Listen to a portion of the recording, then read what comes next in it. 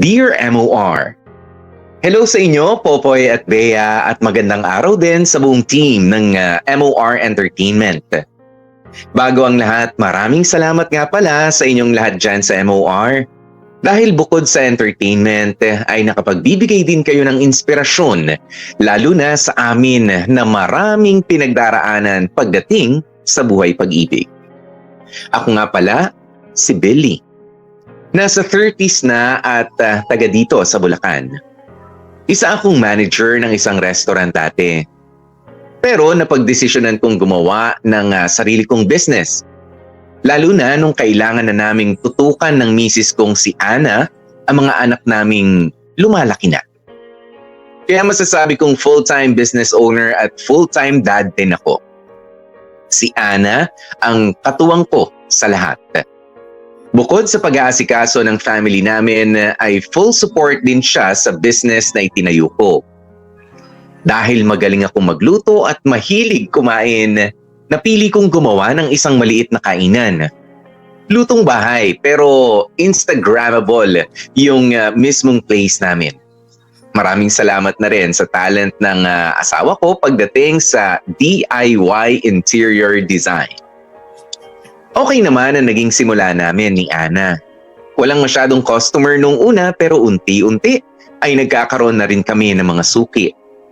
Lalo na't ang nakuha naming lugar ay napapaligiran ng iba't ibang mga offices.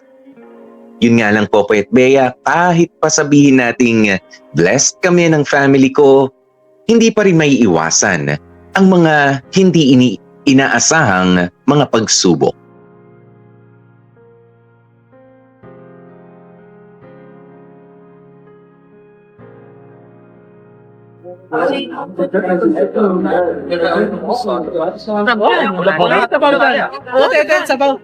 Sir, isang pork sisig niya. Pork sisig, okay. Yung may rice na po ba o for sharing? For sharing. Okay po. Pa-follow up po nung lechong kawali. Pick up po for Miss Emily. Sige po, wait lang po. Ito po yung kay Miss Emily, yung lechon kawali po, coming up. Billy, ako na dito. Pumunta ka na sa kusina. Tulungan mo na si Kuya Boyet. Sure ka? Oo, ako natatanggap ng order para mabilis yung food prep. Okay, sige. Teka, ikaw ba, kumain ka na? Mamaya na ako, pagtapos siguro ng lunchtime. Palinis po ng table, oh. Ay, okay, sige po. Oh, go na. Tapos tawagin mo si Katkat. Sabihin mo mamaya na maghugas ng plato. Palinis mo muna kamo yung mga lamesa para makaupo ng maayos yung mga waiting customer. Sige. Ate, extra rice, 2 po. Sige po. 2 extra rice.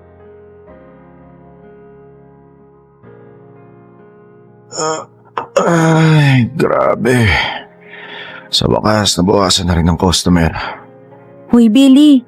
Huwag mo kami nagpapasalamat yan. Nung nag-uumpisa tayo, lahat ng simbahan dinasalan natin para lang dumami yung tao dito sa kainan natin. Tapos ngayon tuwang-tuwa kang wala ng tao? Susito naman, oh.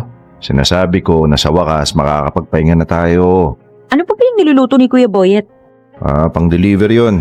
At least wala nang choice yung customer kundi magantay lang sa bahay o sa office nila, di ba? So, paano? Pwede na tayo kumain?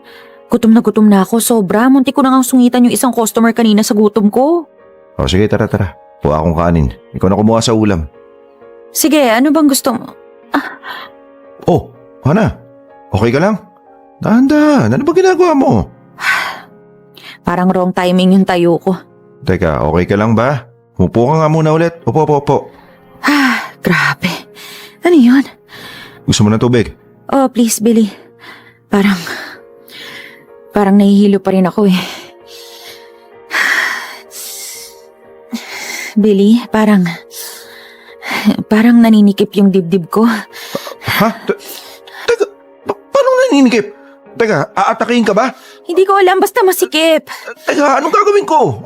Anong kailangan mo? Tubig? Electric fan? Ano? Lumayo ka nga, hindi na nga ako makahingi. Ali ka na. Dadali na kita sa ospital. Boyet! Tawag mo ako tricycle o taxi. Dali mo! Opo. Ana, gising! Ana! Boyet, dalihan mo! Utang na loob! Opo. Ana, halika. Dadali na kita sa ospital, ha? Diyos ko po. Katkat, magsala ka na! Tapos tawagan mo si na mama! Sabihin mo, sa ospital kami, ha? Dalihan mo! Stable naman na po si Ma'am, Sir Belly. Buti na lang nadala nyo dito kaagad kasi at least hindi na ganun kalala yung pwede niyang sapitin. Pero for now, under observation po muna, ha? Although, I can assure you na she's out of danger na. Thank you po, Doc. Balik na lang ako ulit mamaya pero yung reseta nasa inyo na po ano? Yes po. Okay, good. Bilhin mo na lang muna lahat, sir, ha? Tapos sundin yung tamang oras ng pagpapainom. Yes po, Doc. Sige po, see you later. Thank you po ulit. Ingat po kayo. Okay. Ay, hello po, Doc. Ay, hello. Ingat po. Thank you. Oh, Boyet. Nasaan na sila mama? Papunta na po. Ano ho ba nangyari kay Ana? Ayun. High blood. Sobrang taas ng kolesterol at uric acid. Meron pang malapit na magbara na ugat. Sabi nga ni Doc, konting tumbling na lang ipastroke na. Hala, ang bata pa ni Ana. At saka hindi naman siya malaking babae Yun na nga rin ang sabi ko pero misconception lang daw yung matatanda na o matataba lang ang nagkakasakit ng ganun. Marami na raw nasustroke at tinatake sa puso na bata pa lang. Hindi ko malaman kung ano o sino sisisihin ko Sisisihin? Bakit may sisisihin? Tignan mo naman Bukit, yung pinagkakakain ng asawa ko araw-araw. Yung mga luto natin, di ba? Makasalanan, makolesterol, mga baitang paakyat ng langit. Wala namang ibang kinakain yung asawa ko kundi yung mga ulam din sa kainan natin Araw-araw sisig, liempo, litid, laman loob ng baboy. Ay, Diyos me. Oo, kuya. Bakit naman ikaw? Bakit ako? Ganon din naman kinakain natin ayos naman tayo. Mabayawan ko. Baka nga nauna lang si Ana at pasunod na tayo. Ano, isasara mo yung kainan? Hindi, ano ka ba? Di nawalan tayo ng hanap buhay. Ano? Basta ewan ko. Huwag mo na akong tanungin, boy, hindi ko pa alam. Hindi pa ako makapag-isip ng matino. Hindi pa nga kumakalma yung tibok ng puso ko simula nung nawalan ng malay si Ana kanina Umupo ka nga muna kaya kuya banda dun. Magpahinga ka na rin. Ako tsaka si Katkat na lang muna bahala sa kainan bukas. Hindi, magsara muna kayo. Hindi nyo kakayanin pag wala kami ni Ana. Mamalengke at magluto at kumuha ng order. Sus malabo. Mangangarag kayo. Kaya magsara muna tayo. O sige kuya. Ang mabuti pa, magpa-check up tayong lahat pati si Katkat. Okay naman kuya. Tignan mo nga nangyari sa asawa ko 30 pa lang yan. Walang malay Tignan mo. Aantayin mong ikaw naman yung nakahiga dyan bago ka magpa-check up ha? Easy. Joke lang naman kuya. Sige, pahinga tayo bukas. Sabihan ko rin si Katkat. Pahinga at check up. Pahinga at check up. Kopya boss.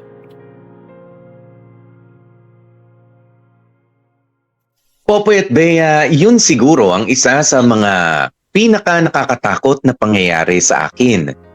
Kasi muntik na nga raw ma-stroke si Ana.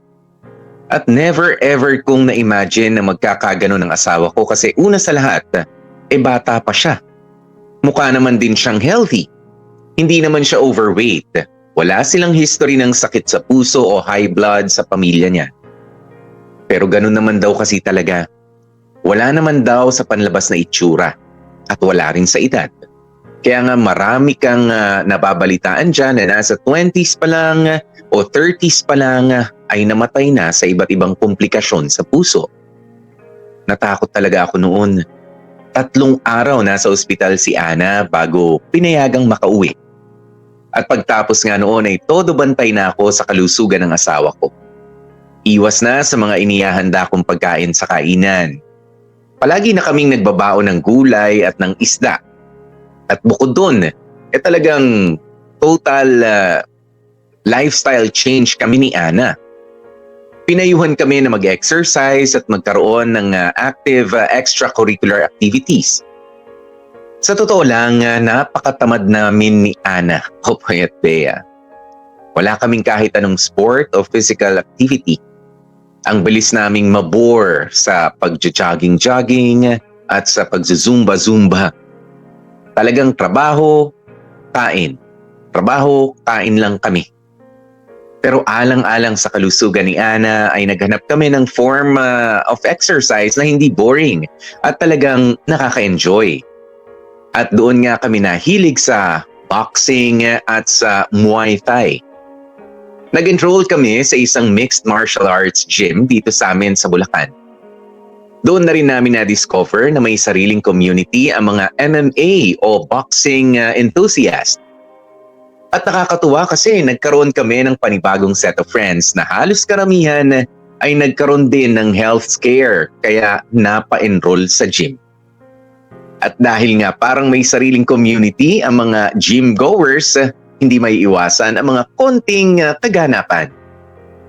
Hindi nyo na itatanong, Popoy at Bea, best friend ko rin si Ana. Partner kami sa lahat ng bagay, lalo na nga sa chismisan.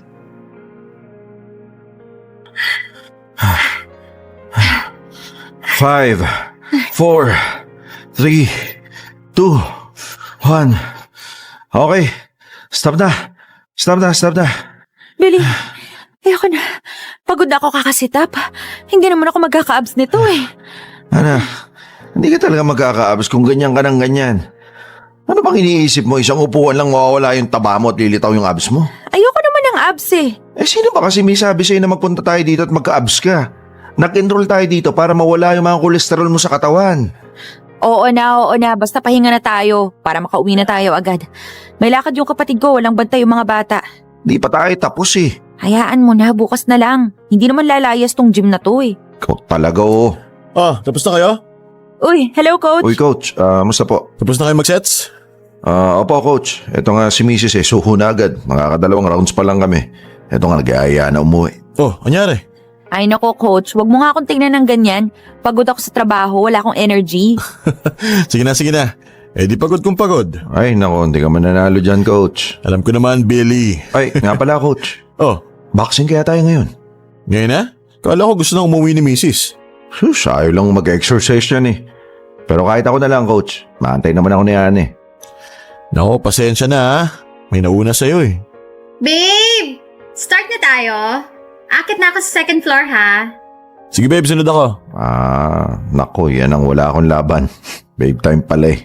Ganda nun coach ah, ang sexy. Jowa mo? Anyway, iset natin yung sessions nyo tomorrow. Ganun na kayo katagal? Ganda eh. Sa Friday na coach. Friday, okay, noted. See you. Akit na ako ha. Sige coach. Okay coach, thank you. Akalain mo yun? Nakabingwit si coach ng chika bebe. Iba talaga nagagawa pag maganda ang katawan eh no? Nakita mo yung jowa niya? Grabe, laki ng joga. Maganda rin naman yung puwet eh. Oh, hayop ka eh, di nakalibreng chancing ka pa. Anong libreng chancing? Parehas tayong napatingin banda doon nung tinawag ng babae si coach, di ba? Sus! Oo. Ako nananahimik ako dito ha. Ikaw to nakikiyosyoso dun sa love life ni coach eh. Baka kala mo hindi ko alam pinagagagawa mo ha? Ha? Sinasabi mo dyan? Alam kong umiikot ang mga mata mo pag nandito tayo sa gym. Lalo na kapag may session na yung mga Zumba bidas. O bakit ako lang? Tingin mo, hindi ko napansin, panay ang tingin mo sa macho dito? Macho? San banda? Yang malalaki katawan pero mukhang dugyot? Ay wow, nakapagandahan ng sagot. Bumangon ka na nga lang at maligo na tayo. Na makauwi na tayo at gutom na ako. Actually ako rin. Tara, punta na tayo sa locker room. O na, wala ka na nakalimutan. Parang wala naman. Sigurado ka. Noong nakaraan nakalimutan mo yung bote ng shampoo mo eh. Wala na nga.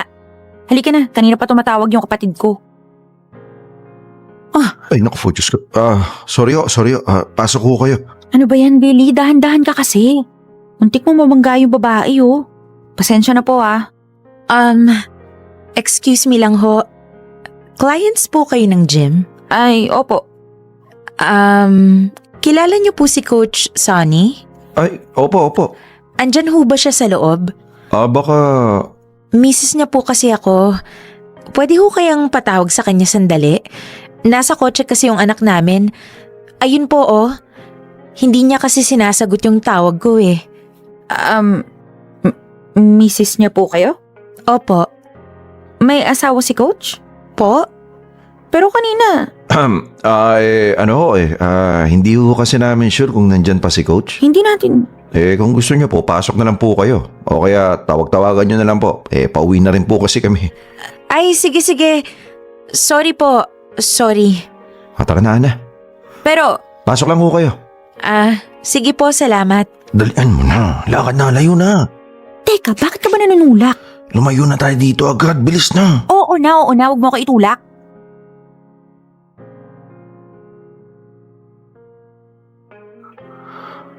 Ana, anong gusto mong dinner? Yung mga bata may bistek na eh. Ikaw, gusto mo ba mag-salad na lang pero yung may chicken? O mag-steam na lang ako ng isda? Huy, Ana, kinakausap kita eh. Ba't ulala ka dyan? Sustig naman tong babaeng to. Nagbibingi-bingihan pa. Huy, Ana, anong problema mo? Nagtanong ka pa. Hamba kung alam ko lang kung anong kinakatoyo mo dyan, hindi sana kanina ko pa ginawa ng paraan.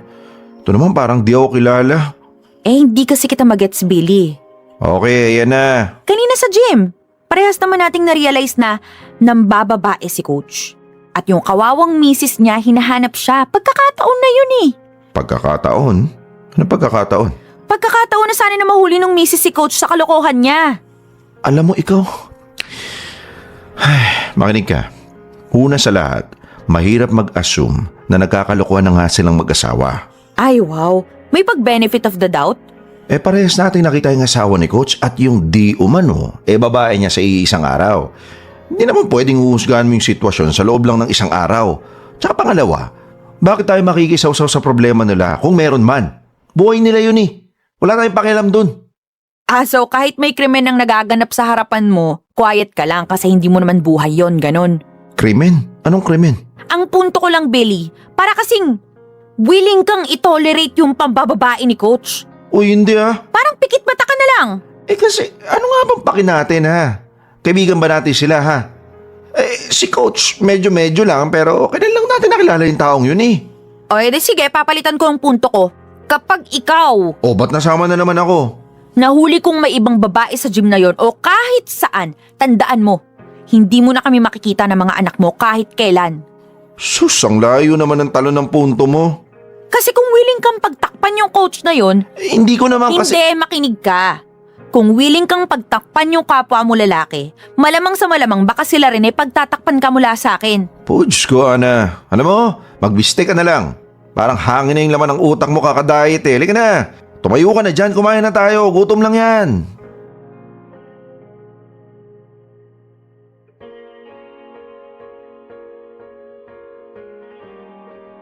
Popoy at Bea, sa totoo lang, maloko talaga si Coach Sunny. Meaning, nagloloko talaga siya. Pero hindi ko naman intensyon na pagtakpan ang mga ginagawa niya. Ayoko lang talagang madamay kami ni Ana during that time. Mahirap na kasing ma-involve sa drama o gulo ng mga tao sa gym na yun.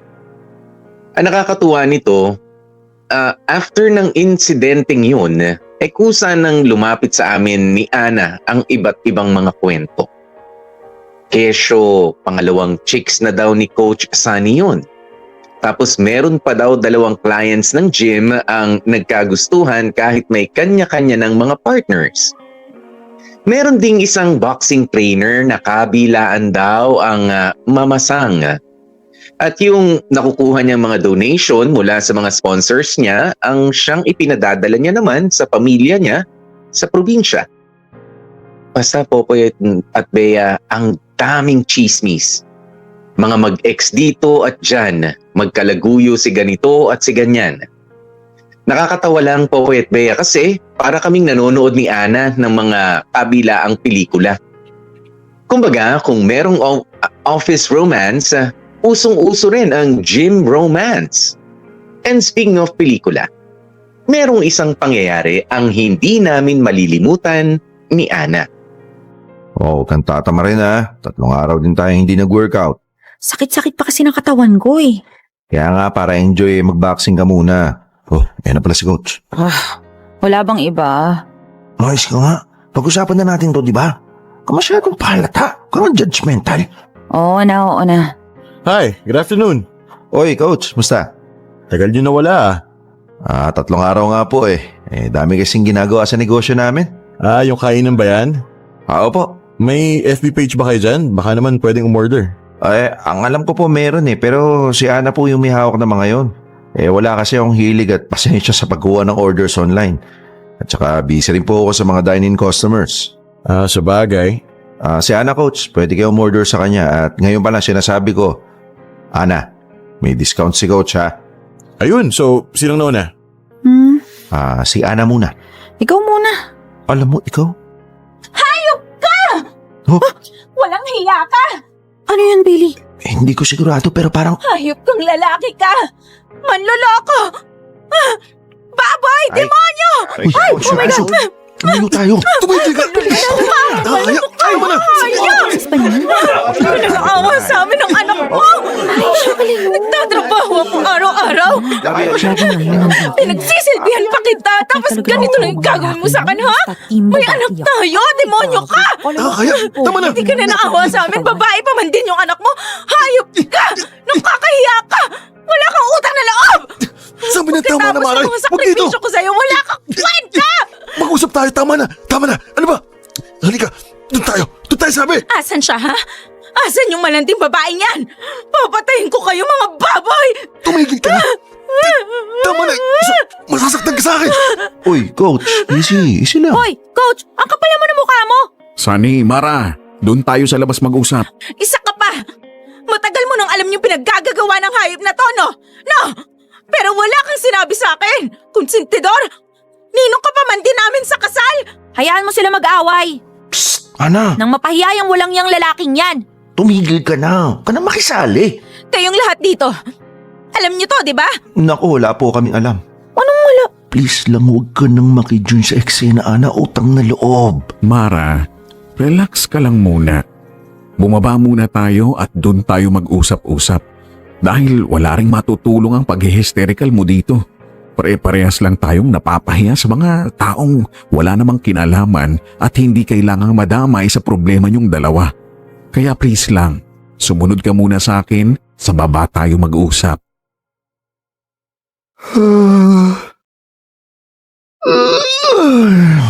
Ana, halika na. Tama na cellphone. Patay mo na yung ilaw at matulog tayo. Naku, grabe. Bakit? Pinag-uusapan na sa GC yung nangyari kanina. GC? Anong GC? Yung GC natin kasama yung mga newfound friends natin sa gym. Try mo kayang i-open yung GC para updated ka. Nakasilent nga sa akin yung GC na yun eh. Kung ano-ano pinag-uusapan, di naman ako makarelate. Karamihan kasi dito mas bata sa atin. Talaga.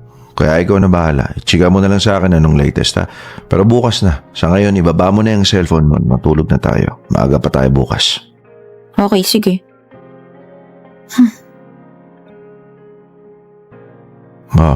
Ano iniisip mo? Wala naman. Parang nashook lang ako sa mga naganap today. Na ano? Na-shocked? Na-shock? Ano ka ba? Okay. First time kasi natin nakakita ng ganun. Well, ako first time ko. Na maka-witness ng sugura, ng bonggang-bonggang pamamahiya. Tapos ngayon, laman na sila ng GC. Kung ano-ano mga nilapag nilang witness statement. Yung mga moment na nakita nila magkasama si coach tsaka yung kabit niya. May isa pa nga hinatid nung misis si coach sa gym. Pag alis nung misis, lapit agad yung kabit. Yung mga ganun ba? Ano bang ine-expect mong mangyari? Malamang sa malamang, talaga magiging laman sila ng mga usapan kung saan. Dami nakakita sa iskandalo kanini. Kawawa yung babae. Sino dun? Malamang yung misis, ba't ako maaawa dun sa kabit? Tinatanong lang, ito naman masyadong invested sa drama eh. Huwag ka nga masyado nakikisaw-saw sa kung saan sa mga usapan ha. Quiet ka lang. Ay, nakakaawa lang kasi. Halos lahat ng tao, ultimo mga kaibigan nila mag-asawa, alam na may kabit siya. O mga kabit. Itong si coach. Pero, ni isa wala naglakas na loob sabihin doon sa misis. Kaya ikaw, Billy Yan ka na naman. Dadamay mo na naman ako. Makinig ka lang. Ano? Kapag hindi mo na ako mahal, sabihin mo lang. Kapag may nakita kang iba na mas maganda, mas sexy at mas gusto mong makasama, sabihin mo agad sa akin. Ay, ako. Ibibigay ko agad sa iyo yung kalayaan mo, no? Hindi ko ipipilit ang sarili ko sa'yo. Kasi gusto ko masaya ka. At gusto ko maghiwalay tayo ng hindi nagkakasakitan. Yung may respeto pa rin tayo sa isa't isa. Naiintindihan mo? Ay, okay na. Tapos ka na ba magdrama? Halika na, tulog na. Billy, seryoso ako. Oo, alam ko, gets kita. Pero hindi mo kailangan mag-alala kasi hindi naman ako titingin sa iba. Hindi ngayon. Hindi kahit kailan.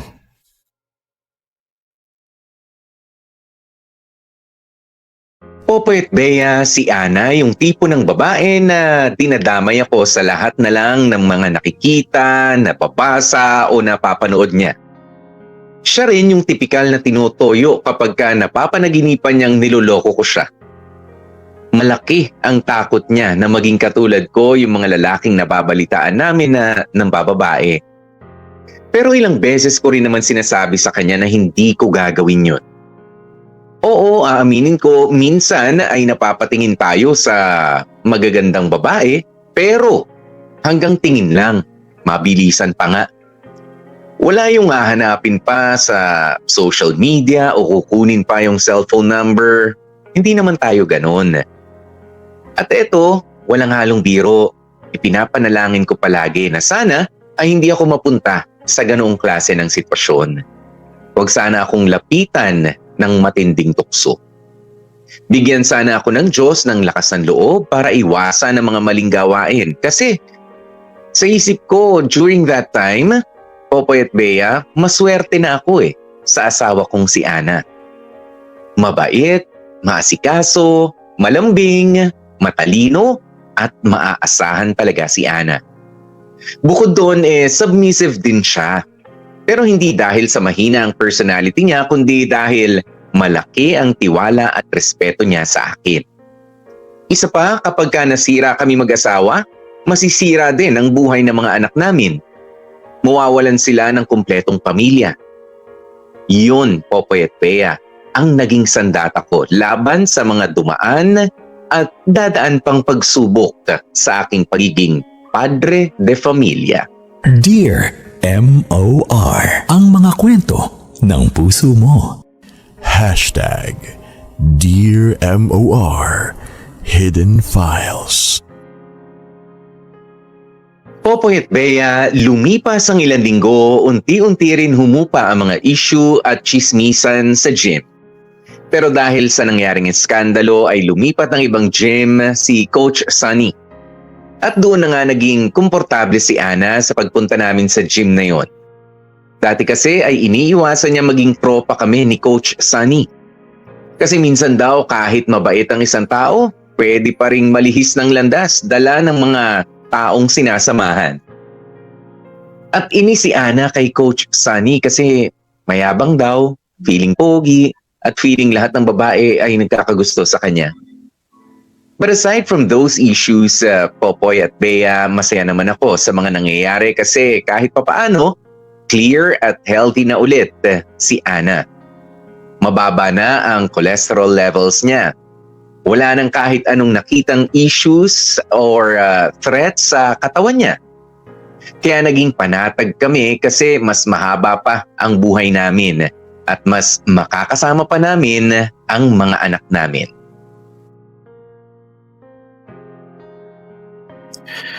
January, February, March, first quarter total. Mababa pala benta ng first quarter ng taon. Yan ang pinakamababa. Buti nakabawi. Whew. Billy, halika na!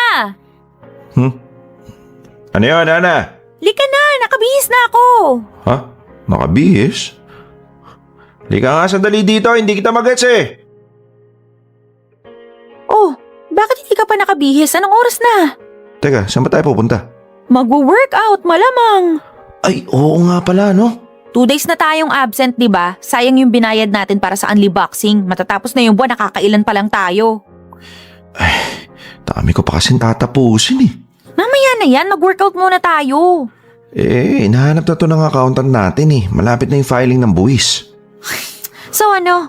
Hindi na naman tayo makakapagpapawis. Pag ako talaga tinamad na ng tuluyan sinasabi ko sa'yo, Billy.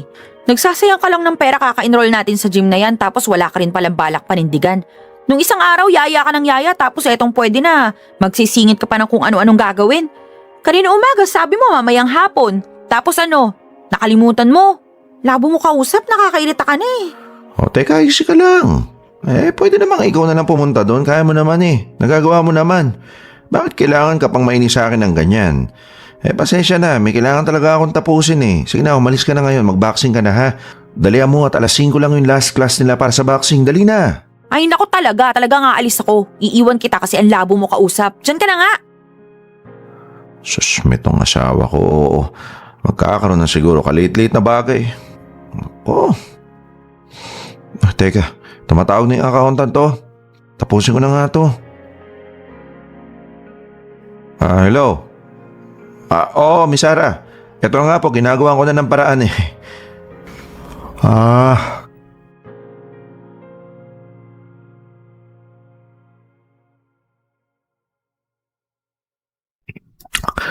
Nako, sakit ata ng likod ko. Pati mata ko. Hirap talaga kapag filing na sa BIR. May nag-chat pa kasi anong papasundo to. Sino to? Niloloko ka ng asawa mo. Gago to ah. Sino ba to? Check ko nga. Oh, friends kami. Pero walang laman yung profile niya. Hindi ko naman to kilala. Teka, may message ko nga. Sino ka? Si camera ata to eh. O kaya naman prank. Pero paano kami naging friends sa FB? Kago naman nito. Pero sige, patulang kita saglit. Ayun, sumagot na. Telegram, Google Drive. Ano daw? Telegram? Telegram. Papadala ako ng Telegram. Meron pa ba nun? Tsaka Google Drive. Google Drive, yun yung alam ko. Kuya, kain. Sige, ito na. Teka, namang re-reply ko dito sa... Asan yan? Asan yung convo namin? Oh, nawala. Bakit nawala? Teka, hanapin ko nga profile niya. Oh, wala rin. Pinura niya o binlock niya ako? Ayos ah. Kala ko pa naman din magkakaroon ako ng bagong friend. Duwag naman pala tong gagong to. Ay, nako.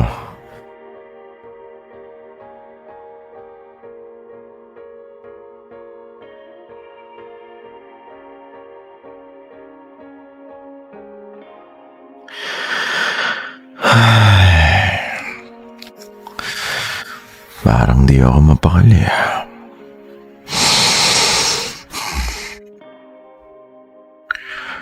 Mana? Mana, gising ka pa? Mana? Tulog na siya. Para sa ikatatahimik ko. Asan na ba yung cellphone ni Ana? Teka, mga tuyo nga sa kama. Nasaan na yun? Naka-charge pala. Sana hindi magising si Ana.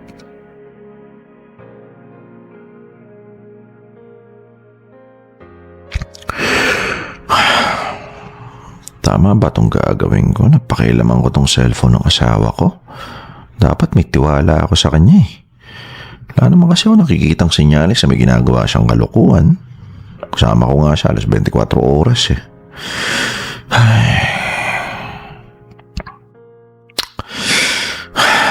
Bala na. Para sige, tatahimik ng isip ko. Okay, Telegram. May Telegram app kaya siya? Meron nga. Ana, utang na loob. Sana troll lang yung nag-message sa akin. Utang na loob talaga. Bakit ako kinakabahan? Buksan ko na nga. Ano meron? Kilala ko naman yung nasa contacts niya. Teka, sino tong isang Sunny? Sinong Sunny to? Coach Sunny? Open ko nga.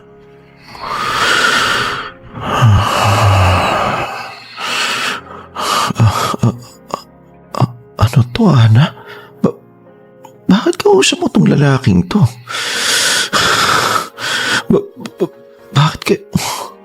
Bakit kayo nagpapalitan ng litrato? At bakit? Ano to? Ano to? Sige pa. Sige ba? Sarap pa. Sarap eh, ha? Oo. Ano? Ha? Oo. Bakit mo nagawa to? Bakit mo nagawa to? Bakit, Ana? Bakit? Bakit?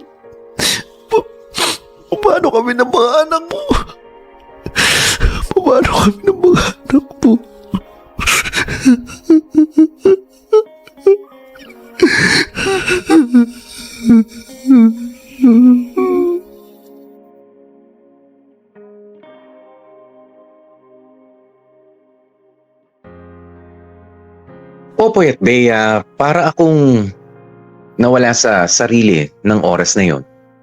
Lutang, nanlalamig, habang kumukulo rin ang dugo. Parang may bomba na sumabog sa mukha ko. Binasa ko ang lahat ng usapan nila. Binasa at pinanood ko lahat. Dahil bukod sa mahabang usapan na may mga salitang, "Ang sarap mo," "Akin ka na lang," "Miss na kita," ay meron pa silang palitan ng 3 sex videos, 12 selfies, and 4 nude selfies. At pagkatapos ko basahin lahat, ay inulit ko pa ng isa pa. Pinilit kong itatak sa utak ko ang imahe ng isang babae na kamukha ng asawa ko. Kapangalan ng asawa ko. Pero hindi ko sigurado kung sino siya. Pagkatapos noon ay inulit ko na naman ng pangatlong beses, pero this time, kumuha na ako ng screenshots. At pinasa ko na rin sa phone ko yung mga ebidensya. Pagkatapos sa Telegram app, ay saka ko inisa-isa yung mga messaging at sharing app sa cellphone ni Ana. Natuntun ko nga ang Google Drive niya. At doon marami pa akong nakita. Meron silang shared folder ng kalaguyo niyang si Sunny. At comedy lang kasi nandun naman ang mga wholesome pictures nila. Merong nasa gym, merong kumakain sa kung saang mang restaurant, ang saya-saya nila. Pati mga selfies na yon ay ginawan ko ng backup sa cellphone ko. Sa dami ng nakalkal ko, Popoy at Bea, nag-umpisa ako ng 1:00 ng madaling araw, natapos ako 5:00 na ng umaga. Chinarge ko rin ang cellphone ni Ana para hindi lahat magdamag kong o hindi halatang magdamag ko siyang ginamit. At ang daling buksan lahat ng account ni Ana, Popoy at Bea. Kasi naka-login naman lahat. Tiwala siya na hindi ko papasyalan ng cellphone niya. Alam niya kasing wala akong hilig sa mga messaging at social media apps. Alam niyang hanggang Facebook at email lang ako, kaya nakabuyang-yang lang talaga yung account niya. Honestly, Popoy at Bea, galit na galit ako. Gusto ko silang itali at itapon sa dagat na may pabigat na bataw. Pero, naisip ko na hindi ako pwedeng magpadala sa galit. Kasi baka mamaya, kung ano pa ang magawa ko. Sa halip ay pinaghandaan ko na lang ang pakikipaghiwalay ko sa asawa kong si Ana.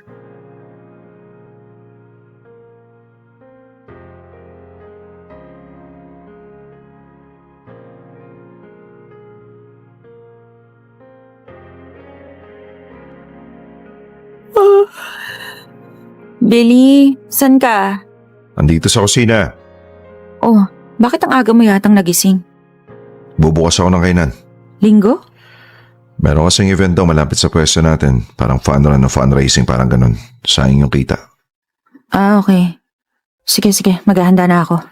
Wag na. Kami na lang ni Boyet. Half opening lang naman hindi naman yung buong pwesto. Tamang makapagkape lang yung mga attendang event. Wala naman akong gagawin Samahan mo na lang yung mga bata. Gusto nila pumasyal sa lolo't lola nila. Ah, talaga ba? O sige, akong bahala. Gisingin mo na rin. Mahaba ang biyahe niyo. Mahirap nang mainitan sa biyahe yung mga bata kapag tanghali kayo umalis. Ah, sabagay. Sige, ako nang bahala. Gisingin ko na sila.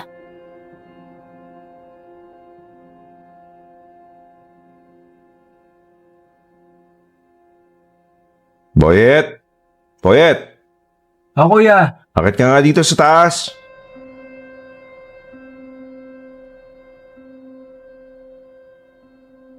Kuya? Ba't nakalabas mga maleta mo, kuya? Sinati mo, nakaalis na. Kasama mga bata? Oo, kakaalis lang. Halika, sama mo ako. Ay, aalis na rin ba tayo? Teka kuya, maliligo lang ako. Kaya alis, Boyet. Hindi tayo magbubukas ng kainan ngayon. Palusot ko lang yun. Palusot? Wala tayong gagawin kundi ilagay sa mga maleta tong mga damit at gamit ng ate Ana mo. Wala tayong ititira. Ha? Bakit? Kasi palalayasin ko na si Ana. Ha? Bakit kuya? Anong nangyari? Boyet, ito matinong usapan Pinsan kita. Ako nag-alaga sa'yo nung bata ka pa. Kaya siguraduhin mong nasa akin ang loyalty mo Aba syempre, oo naman kuya. Pero ano bang nangyari? Hindi pa alam ni Ana na alam ko na eh. Pero nakahuli ko siya. May ibang lalaki. Hala, di nga kuya. May pictures ako, screenshots. At di ka maniniwala, may sex video sila. Anak nang. Nakita ko lahat ng isang gabi lang. Paanong... anong gagawin mo kuya? Palalayasin ko nga siya. Hiwalay? Malamang palalayasin ko nga, di ba? Yung mga bata? Dito sa akin, syempre. Sa bagay malalaki na sila. Wala namang pupuntahan niyang si Ana kundi sumiksik dun sa kamag-anak niya. Kaya hindi niya pwedeng isama yung mga anak ko. Doon siya sa kabit niya kung gusto niya. Kaya sige na, umpisa mo na maglagay ng mga damit dyan sa pulang maleta. Pasalamat siya at ibibigay ko pa sa kanya tong malaking maleta ko.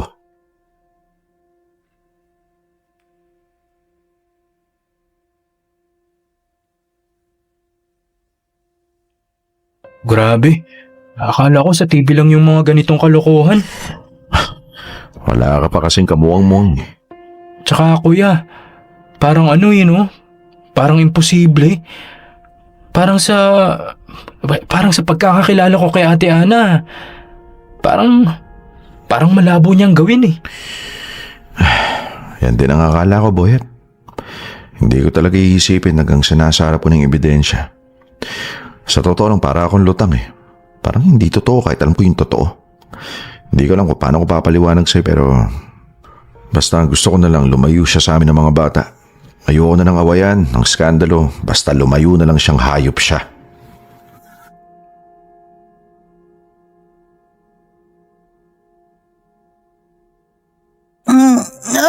Grabe. Nakakapagod today. Extra likot ng mga bata. Hindi ko alam kung sobrang excited sila makita yung grandparents nila o excited lang sila nagpupunta ng Manila eh. Ay, kaloka. Tulog na ba sila? Oo, bagsak agad pagkatapos nila maligo at magbihis. Teka, ako nga rin maliligo na ako para makatulog na tayo. Ana. Sa totoo lang hindi ko alam kung paano ko sasabihin sa'yo pero tingin ko sa pinakamadali siguro yung didiretso niya kita. Uy, hala Billy, kinakabahan naman ako sa'yo. Ano ba yan ha? Nagpunta ka na ba sa kwarto natin? Hindi pa, bakit? Bakit? Uy, ano ba yan ha? May 3 malalaking maleta sa garahe. Andun lahat ng damit at mga gamit mo. Sinigurado namin ni Boyet na wala kang natira. Ultimo feminine wash mo nandun. Billy, ano yan ha? Anong sinasabi mo? Hana, binibigyan kita ng pagkakataon na payapang lumayas sa pamamahay ko. Billy? Shh! Shh! Huwag masyadong lakasan yung boses mo kung ayaw mong magising yung mga bata. Makita nilang pinapalayas kita. At baka mapilitan akong ipakita sa kanila kung bakit. Billy, ano bang pinagsasabi mo? Nakakairita ka na ha? Si Coach Sunny. Oh my God. Telegram? Sex videos? Billy, I'm sorry. Hindi ko na uulitin. Tatapusin ko na lahat. Billy, patawarin mo ko, please. Wala lang yun. Sex lang yun. Hindi ko siya mahal. Billy, I'm sorry. Patawarin mo na ako. Hindi ko na gagawin ulit yun. Hindi na ako makikipagkita sa kanya. I'm sorry, Billy. Billy, kausapin mo ako. Billy, please, may mga anak tayo. Kailangan nila ako. Billy, mahal kita. Please, Billy, patawarin mo ako. Billy, tama na to. Please, Billy, magsalita ka naman, please. Umalis ka na, Ana. Dahil kung hindi, ikakalat ko sa lahat ng mga kaibigan natin yung sex video nyo nang walang kwentang kabit mo. Naintindihan mo? Gagawin ko talaga yun, Ana. Billy naman. Ultimo sa magulang ko at sa magulang mo.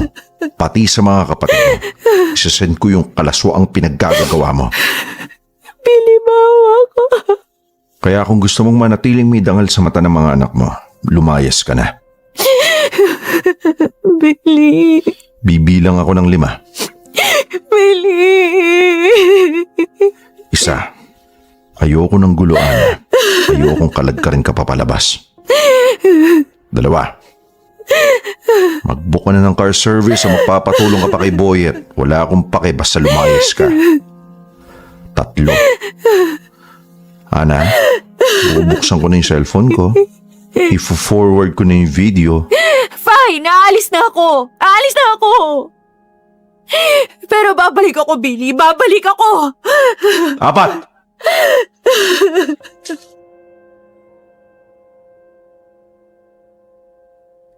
Popoy at Bea, umalis nga si Ana at tumuloy sa isa sa mga kapatid niya. Sa totoo lang, masasabi kong naging payapa naman ang hiwalayan namin. Wala munang ibang taong nakaalam maliban kay Boyet at sa mga kapatid ni Ana. Pinili muna naming manahimik kasi sa totoo lang hiwalayan pa lang ang nasa plano ko. Hindi ko pa sigurado ang mga susunod na hakbang na kailangan kong gawin. And speaking of mga kapatid ni Ana, wala silang ibang ginawa kundi ang i-message ako na patawarin ko na raw si Ana. Alang-alang daw sa mga bata.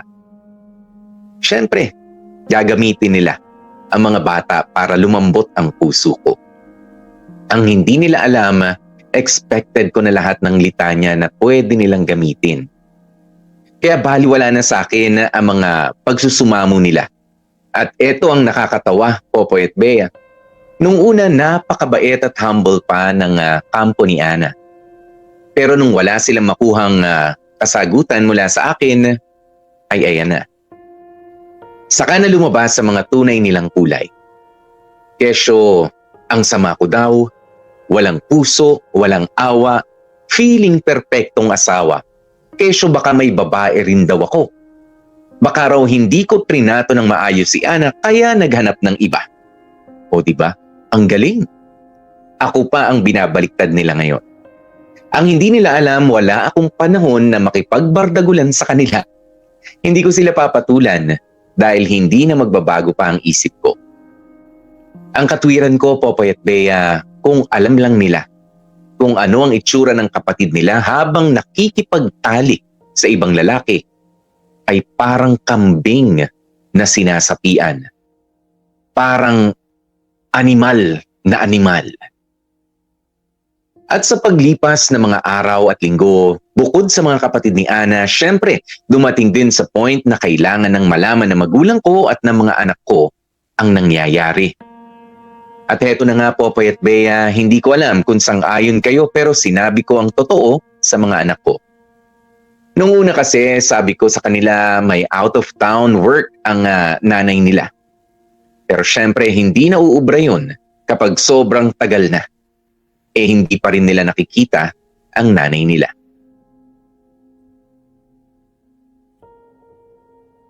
Papa? Kailan po dating ni Mama? Oo nga po, kailan po? Nako, Bakit pa? Bakit parang nag-iba mukha niyo ni Tito Boyet pa? Sige, ganito. Romeo, Russell? Yes pa. Po? Ito, matino at seryosong usapan sa tatay at sa mga anak, ha? Gusto kong lawakan niyo yung pag-iisip niyo at intindihin niyo mabuti yung sasabihin ko. Total, malalaki na kayo. 10 years old ka na, Romeo, at 8 years old ka na, Russell. I'm sure marami na kayong napapanood dyan sa TV. Ano po ba yun, Pa? Ang nanay niyo, tsaka ako, hiwalay na. Okay? Wala mo ng tanong, ha. Patapusin niyo ako. Papa! Psst, patapusin nga daw si Papa eh. Uulitin ko, ha. Hiwalay na kami ng mama niyo. Ang dahilan? Kasi meron ng iba yung mama niyo. Hindi na niya ako mahal. Pero hindi naman ibig sabihin nun hindi niya na rin kayo mahal. Siyempre mahal pa rin kayo ng mama niyo. At makikita niyo pa rin siya, makakasama niyo pa rin. Pero hindi ko sigurado kung kailan. Ngayon, eto, makinig kayo, ha. Darating din tayo sa point na kayo na magde-decide kung kanino niyo gusto tumira. Yan. Kung may mahanap na bahay yung mama niyo na komportable kayo at maayos yung lugar, okay yun. Pero ngayon pa lang, hinihiling ko na sa inyo na dito lang kayo sa akin tumira. Kasi kaya kong alagaan kayo ng mabuti. At syempre,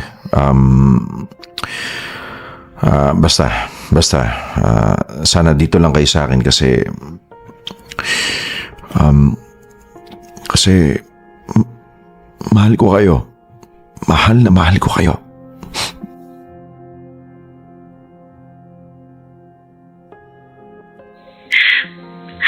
Ay, naku. Grabe. Hindi ko talaga akalaing magagawa ni Ana yan. Ako naman, anak. Palagi ko naman kayong pinagdadasal. Nagkulang ba ako ng pagsimba? Ang sakit-sakit naman, anak. Ma, pabor naman po. Ano yun, nak? Baka pwedeng natin na lang munang pamilya ha. As in, ikaw lang at saka si Papay nakakaalam. Huwag niyo po munang sabihin kahit kanino. Lalo na kina Tita Lorna at Tita Lulay. Atin lang to, ma, ha? Atin lang. Kapag nagtanong sila, sabihin nyo wala kayong alam, ha? Sige, anak. Akong bahala. Pero pag-isipan mo munang mabuti, ha? Sigurado ka na bang hiwalayan ang... Ayoko lang ipakita sa'yo pero kapag nakita mo yung mga nakita ko, baka magdasal ka pa sa Diyos na sana hindi ko na lang nakilala si Ana. Diyos ko po naman. Sige na, ma. Susundin ko pa yung mga bata sa tutor nila, ha? Sige, anak. Balitaan mo ko, ha? Mag-iingat ka. Sige, ma.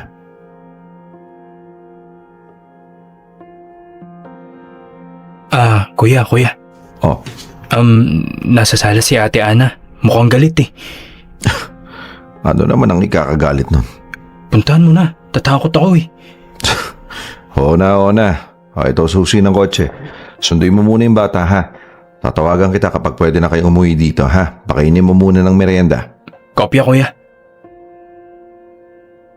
Oh, ano natin? Sinabi mo sa mga anak ko? Magtanong mga bata, anong gusto mong gawin ko? Sabihin ko pa rin out of town ka? OFW? May isip na yung mga anak ko, Ana. Hindi ko sila pwedeng bulahin habang buhay. Hindi para sa'yo. At ano bang eksaktong sinabi mo, ha? Naniloko kita? Sabi ko lang may mahal ka ng iba at hindi na ako. Ah, talaga? Bakit galit na galit sa akin si Romeo, ha? Kung ano-anong pinagtetext sa akin. Umamin ka. Nilalason mo ba utak ng mga anak ko, ha? Ana, pwedeng kumalma ka muna? Uulitin ko, sabi ko lang na may iba ka na. Pinakita mo ba yung mga video? Gaga ka ba? Hindi ako tanga para gawin yun sa mga bata. Sinabi mo bang nakipag-sex ako sa iba? Oo, no?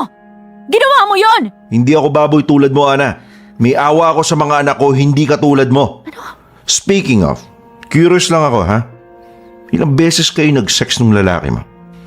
Ilang beses? Isa!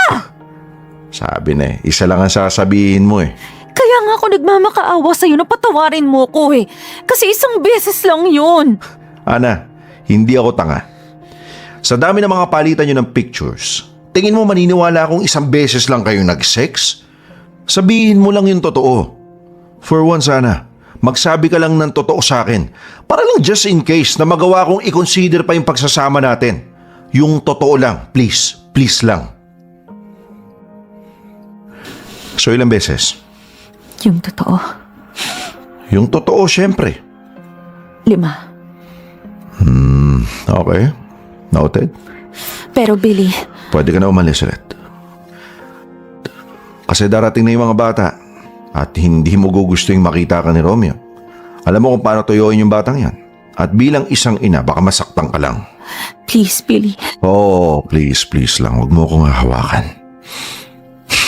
Bitawan mo ko, Ana. Please Billy. Magbabago na ako, please. Hindi ko na uulitin yun. Tinapos ko na nga eh. Never ko na nakita ulit kay Sunny. Please, Billy. Please, huwag mo akong hawakan, Ana. Yan na yung pinto, ha?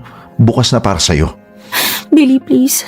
Para sa mga anak natin. Alis na, Ana. Patawarin mo ko. Ana, sige na, alis na. Asawa mo ko, Billy. Kilala mo ko. Higit 10 taon na tayo. Ano ba? Ana, please lang. Billy! Ano ba? Darating na yung bata, ayoko makita ka nila. Unless gusto mong si Romeo magpalaya sa'yo. Billy, maawa ka sa akin. Isa pang chance. Mahal kita. Please Mahal lang, na bitaw mahal mo kita. na ako. Wala tayong Natukso lang ako. pag-uusapan. Billy, maawa ka. Kailangan ako ng mga bata. Mahal ko mga anak ko. Billy, please. Isa pang chance. Billy, maawa ka. Utang na loob. Alis na sabi!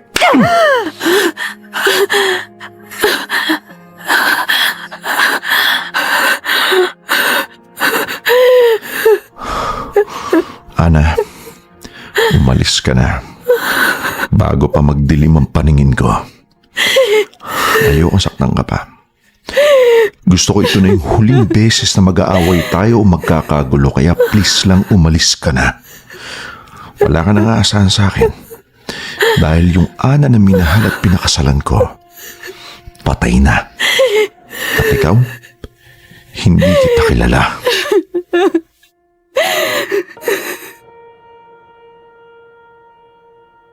Popoy at Bea, sa ngayon halos alam na ng mga taong malalapit sa amin na hiwalay na nga kami ni Ana. At oo, sinabi ko ang totoo na niloko niya ako. Alangan namang umisip pa ako ng palusot para kay Ana. Pero syempre, hindi ko na isinama yung buong detalye kung papaano, sino at kung anong pruweba ang mga nakita ko. Yun na lang ang tanging magagawa ko para kay Ana bilang ina pa rin naman syempre ng mga anak ko. Ang itago na lamang ang bulok niyang sikreto. Pero kung tatanungin mo ko kung anong nararamdaman ko para kay Ana, simple lang ang sagot dyan. Wala na. Legit, walang halong biro, Popoy at Bea, biglang nawala ang pagmamahal ko sa kanya. Hindi ko ma-explain kung papaano pero I just don't care about her anymore. I really don't. As in, wala na akong pakialam kung ano man ang gusto niyang gawin sa buhay niya. For as long as huwag niyang pakikialaman ang buhay ko at yung mga desisyon ko para sa mga anak namin. Pag nabasa niyo at nakita niyo ang mga nakita ko, Popoy at Bea, maiintindihan niyo rin ang nararamdaman ko. Ang sasama at ang bababoy nila. To the point na I lost all my respect for Ana. She was not the woman I loved and married. Not anymore. Ibang pagkatao ang nakita ko. Pero I know si Ana pa rin yun. Hindi ko lang nakilala yung side niyang yun. Kung sino pa yung OA kung makareact tungkol sa cheating, ay sila pa pala yung magagawang manloko. Kaya sa tingin ko, sapat na basihan na yun para tuluyan ng mapawalang bisa ang kasal namin. Nag-iipon pa ako ng pera pero desidido akong tapusin na ang lahat. Kahit pa subukan ko siyang patawarin at pakisamahan ulit, I'm sure lalo lang kami magkakasira.